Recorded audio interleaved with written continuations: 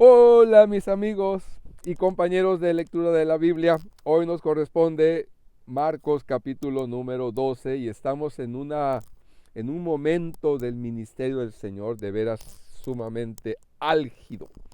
Una confrontación entre los líderes religiosos, sobre todo del templo, y el Señor Jesucristo.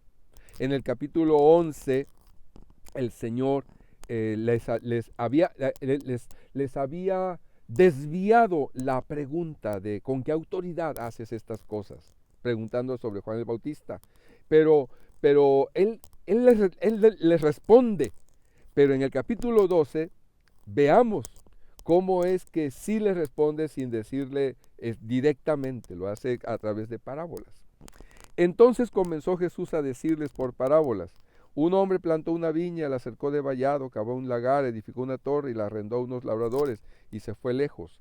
Y a su tiempo envió un siervo a los labradores para que recibiese de estos del fruto de la viña. Pero ellos, tomándole, le golpearon y le enviaron con las manos vacías.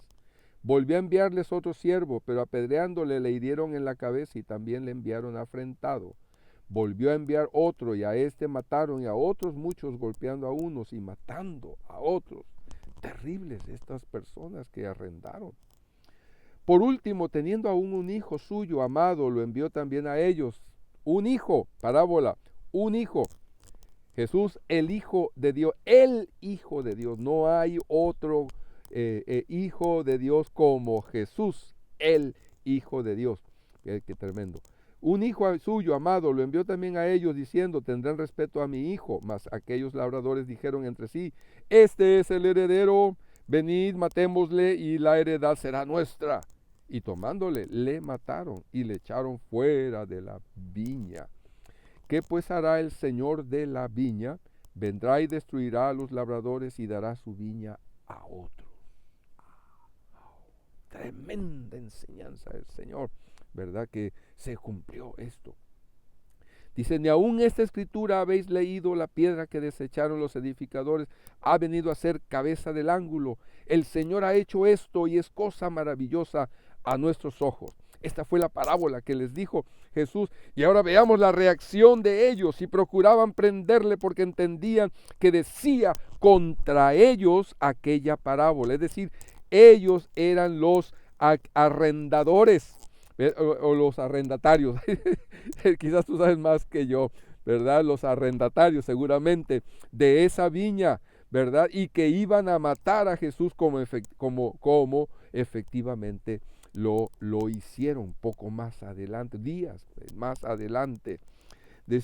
Decía contra ellos, pero temían a la multitud y dejándole se fueron, enojados, molestos, pero ya con la mente ya de decir, este hombre no debe de continuar vivo en esta tierra.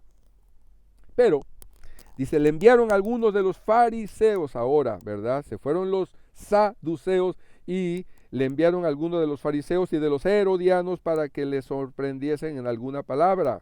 Viniendo ellos le dijeron, maestro, sabemos que eres hombre veraz y que no te cuidas de nadie, porque no midas la apariencia de los hombres, sino que con verdad enseñas el camino de Dios.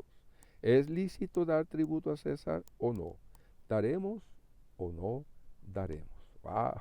Tremenda tentación de que si se iba para un lado, pues estaba mal, y si iba para el otro, por el repudio que había de los judíos contra los romanos. Pero él, verso 15, percibiendo la hipocresía de ellos, les dijo, ¿por qué me tentáis? Traedme la moneda para que la vea. Ellos se la trajeron y les dijo, ¿de quién es esta imagen y la inscripción? Ellos le dijeron, de César. Respondiendo Jesús les dijo, pues dad a César lo que es de César y a Dios lo que es de Dios. Y se maravillaron de su respuesta, de él. Continúa la confrontación. Este es un capítulo de una confrontación tremenda entre los poderes religiosos, políticos, económicos, ¿verdad?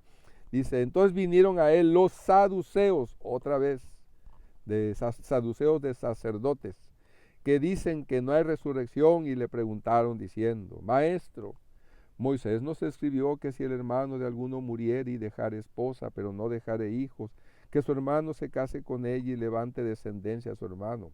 Hubo 7 hermanos, el primero tomó esposa y murió sin dejar descendencia, y el segundo se casó con ella y murió y tampoco dejó descendencia, y el tercero de la misma manera, y así los 7, y no dejaron descendencia, y después de todos murió también la mujer.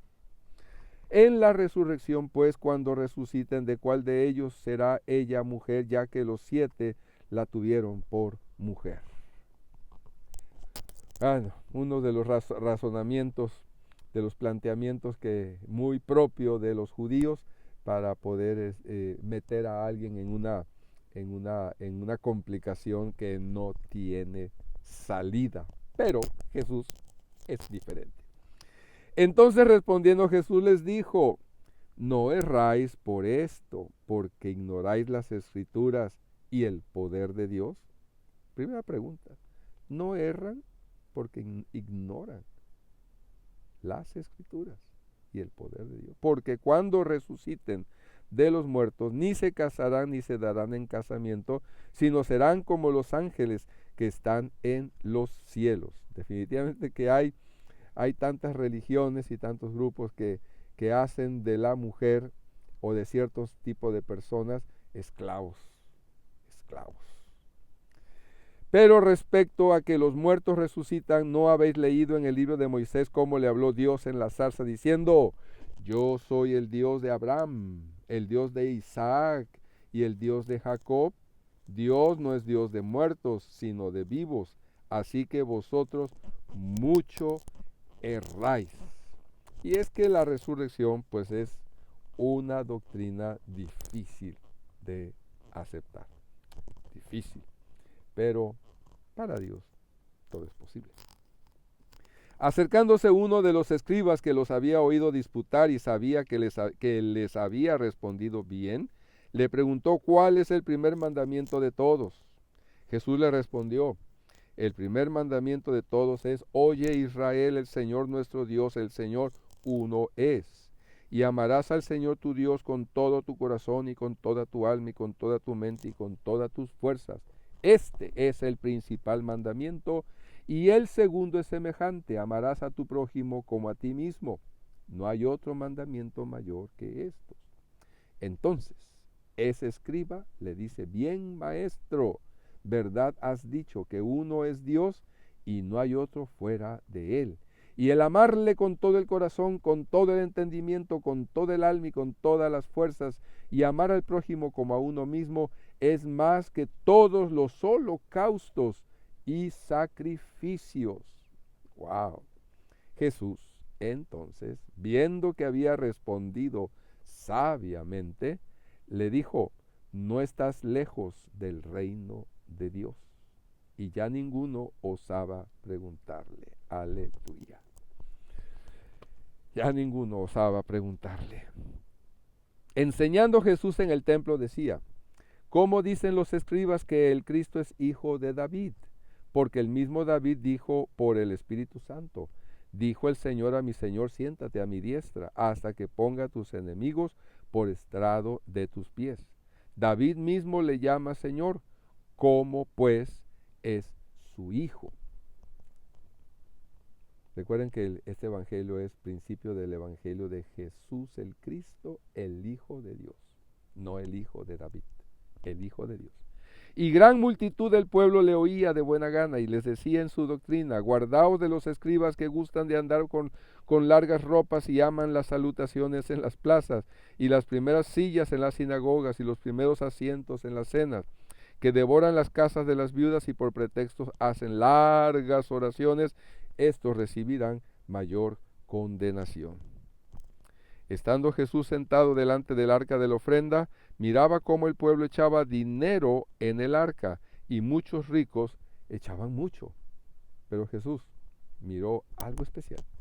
Vino una viuda pobre y echó 2 blancas, o sea, un cuadrante. Entonces, llamando a sus discípulos, les dijo: de cierto os digo que esta viuda pobre echó más que todos los que han echado en el arca, porque todos han echado de lo que les sobra, pero esta de su pobreza echó todo lo que tenía, todo su sustento.